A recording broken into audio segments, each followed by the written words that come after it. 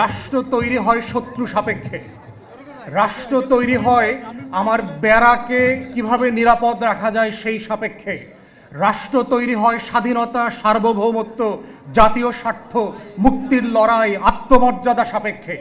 অতএব সেই জায়গাতে আজকের তরুণদেরকে, যুবকদেরকে বুঝতে হবে যে এই বাংলাদেশ রাষ্ট্রের অস্তিত্বের প্রশ্ন যখন আসছে, আমার স্বাধীনতার লড়াইয়ের, আমার আজাদির লড়াইয়ে শত শত বছর ধরে কারা কারা এখানে শত্রু আকারে হাজির হয়েছিল, কারা এই মাটিতে নবাবী আমলে সেই স্বাধীন সুলতানকে পরাজিত করবার জন্য ব্রিটিশ বেনিয়াদের সাথে হাত মিলিয়েছে, কারা এই সময়কার ঘসিটি বেগম, কারা এই সময়কার মির্জাফর, কারা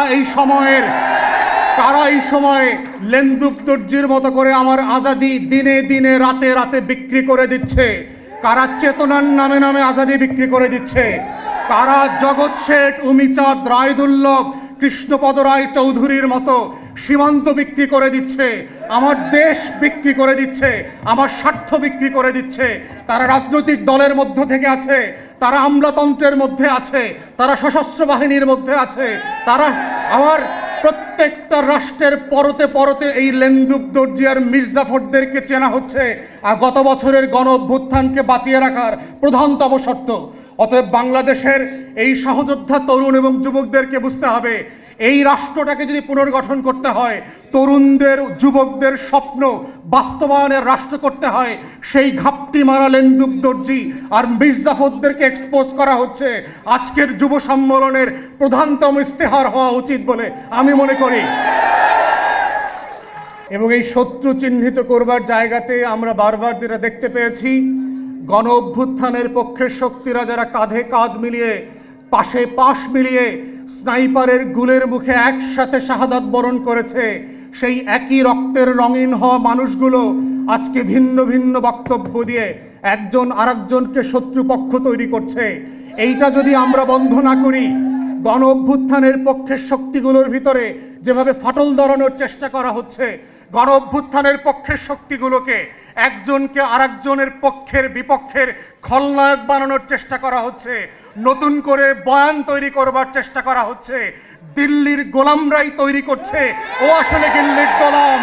তাই আমাদেরকে সাবধান হতে হবে, বন্ধু বেশে কারা কারা আজকে দিল্লির গোলাম বানানোর জন্য, আমার আজাদির লড়াইকে, আমার গণ অভ্যুত্থানকে ব্যর্থ করে দেওয়ার জন্য দিনরাত চেষ্টা করছে।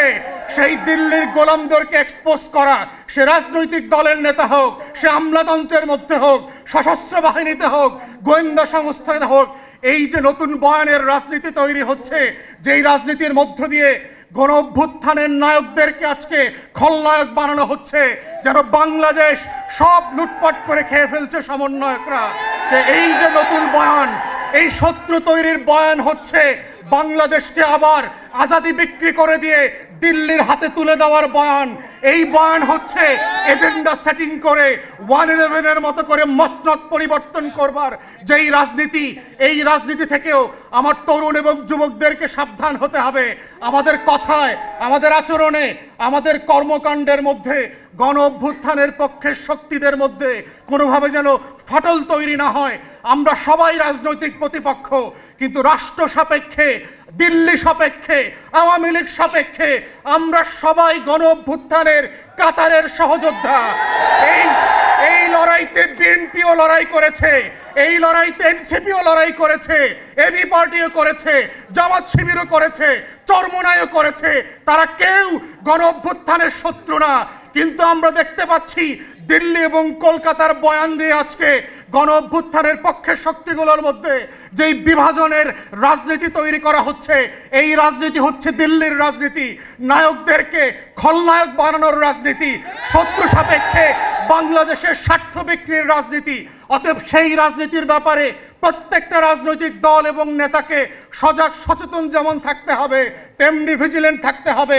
এই গণ অভ্যুত্থানের আপনারা যারা সম্মুখ সারির সহযোদ্ধা ছিলেন, পাশে পাশে বসে, প্রান্তে প্রান্তে বসে যারা লড়াই করেছেন, আবু সাইদ মুগ্ধের মতো যারা এখনো আবাবিলের মতো বুক চেতিয়ে বসে আছেন, লাল সবুজের পতাকার দিকে চুপটি মেরে যে তাকাবে শকুনের মতো, ওই শকুন চুপটি মেরে চোখ সহ তুলে দেওয়া হবে।